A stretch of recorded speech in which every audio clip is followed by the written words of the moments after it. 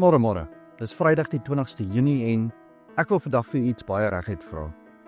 Wie is jy as niemand kyk nie? Wanneer die ligte af is, wanneer niemand klop nie, wanneer daar geen applous of aandag is nie, is jy nog getrou?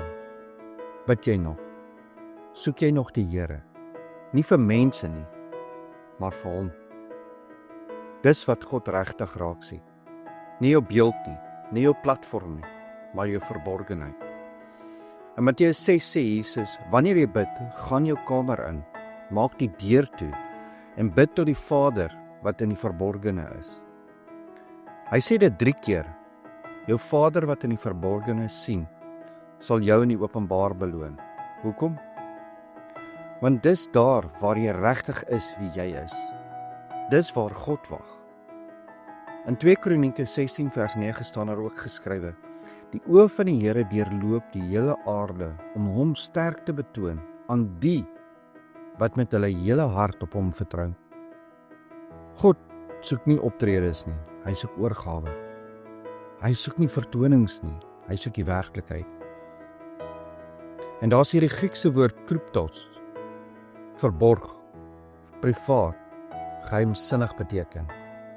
Dis waar God werk, nie op die verhoog nie, maar in die gebedsplek.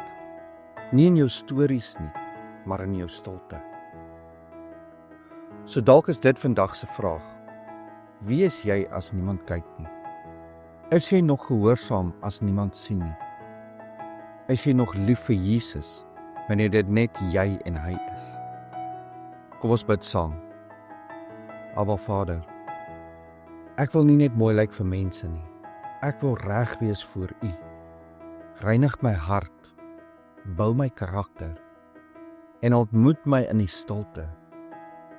Leer my om in die geheime plek te lewe, nie net in die publieke ruimte nie. U is die enigste een wat regtig sien en dis meer as genoeg vir my. In Jesus naam. Amen. En onthou, jy is dalk die Bybel wat iemand vandag moet ontmoet. En wie jy is wanneer niemand kyk nie, kan dalk wees hoe iemand anders vir Jesus raak sien, wanneer hulle wel kyk na jou. Ek hoop jy het 'n geseënde Vrydag.